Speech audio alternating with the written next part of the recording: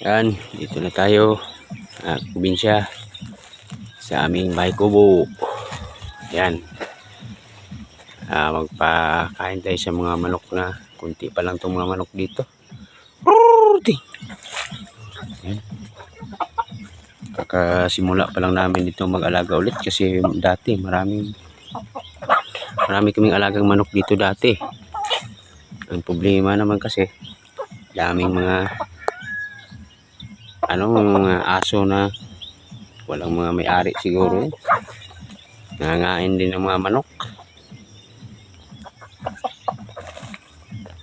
Tsaka isa pa, nadaanan din ng sakit. Kaya halos lahat wala talagang natira.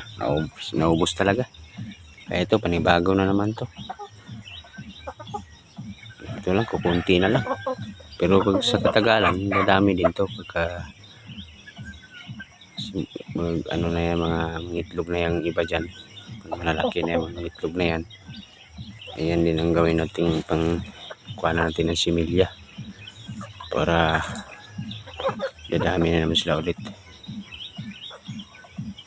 Sa ngayon, ito lang muna. Wala pa tayong pagbiling maraming manok na pang gawing similya. Ito.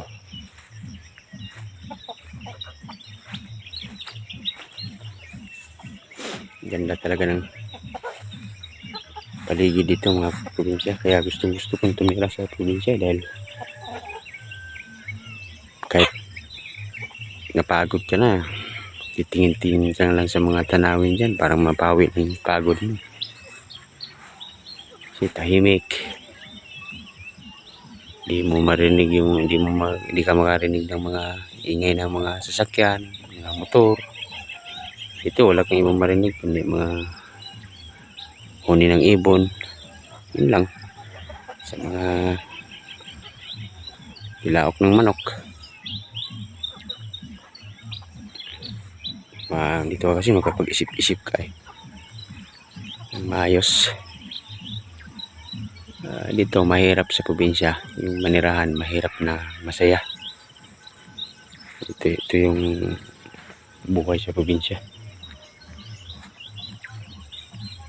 Kapag isip ka dito ng maayos na kung ano banda talagang dapat mong gawin sa sarili mo.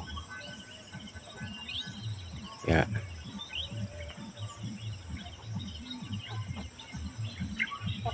dito tagal namin tumira dito ng asawa ko dati nung wala pa kaming anak. 3 taon din ako nakatira dito. Yung trabaho ko nandyan tapas ng tubo. Mahirap din pero nakakaraos naman. So, kahit bundok to sa amin mga kaprobinsya, may kuryente dito. Ayan may ilaw dyan. Ayan kuryente ayan doon. Galing sa barangay yan. Kahit malayo dito pero narating ng kuryente. Hindi ka na gumagamit dito ng gas. Kasi may power na dito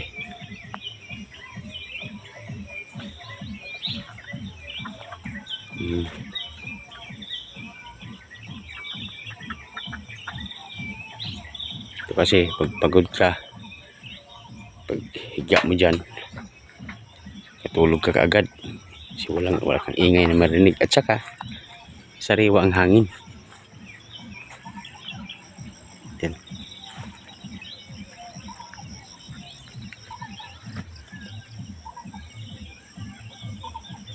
Hanggang dito lang muna yung video natin. Salamat sa panonood, sa mga pagtangkilik nyo sa aking video. Hanggang sa susunod po.